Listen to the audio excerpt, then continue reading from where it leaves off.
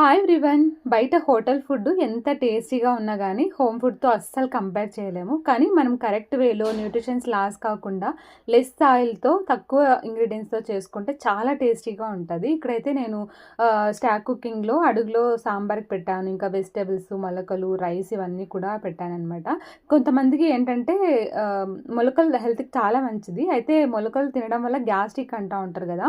So ఇలా try చేయండి. First అయితే మొలకల్ని స్టీమ్ చేసుకోవాలి. తర్వాత ప్యాన్లోకి కొంచెం గీ వేసుకొని ఆ తర్వాత క్యారెట్ తురుము, పచ్చి కొబ్బరి తురుము, తర్వాత స్టీమ్ చేసుకోండి మొలకలు, సాల్ట్, పెప్పర్ పౌడర్, కొంచెం లెమన్, ఈ విధంగా చేసి తీసుకుంటే కనుక చాలా టేస్టీగా ఉంటాయి. గ్యాస్ట్రిక్ ప్రాబ్లం కూడా ఉండదు.